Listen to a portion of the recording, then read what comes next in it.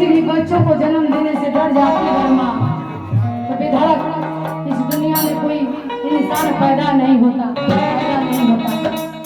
पिंटू भैया बहुत बार कि हम भी किसी के याद में खो जाया करते थे, भाई बहन के झगड़ा में रो दिया करते थे, अरे हम भी किसी की याद में खो जाया करते थे और भाई बहन के झगड़ा में रो दिया करते थे। अरे अनिल जी अब करूँगा नींद के गोलियों खाते नहीं तो नींद नहीं खे आऊंगा। बचपन में माई की लोरिया सुन के सो जाते हैं। क्या बात सही है कि ना?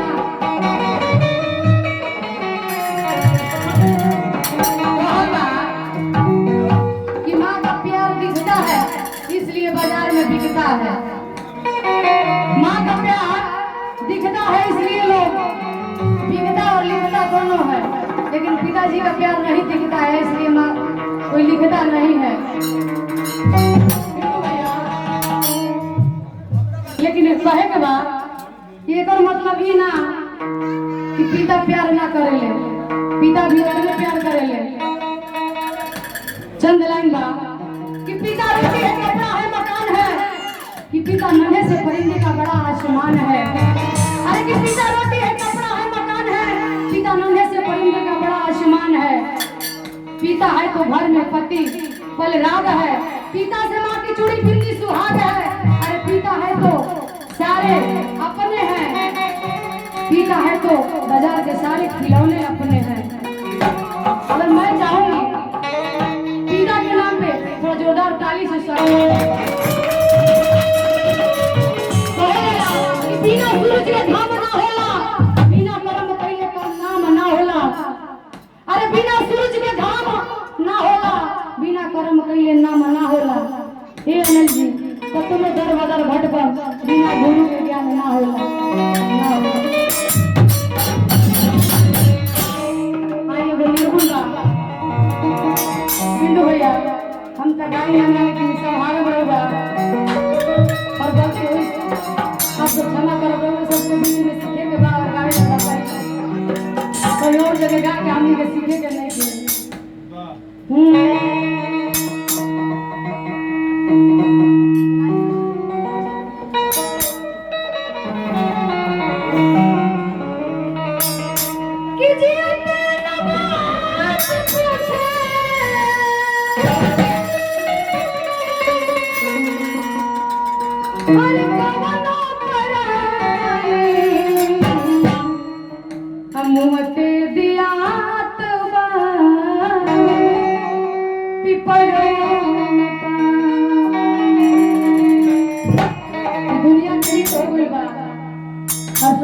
मतलब 100 में 99% ऐसा हो गई बा, लेकिन 5% लोग बचल बा कि माई बाबू के सेवा करता। का पिंटू भैया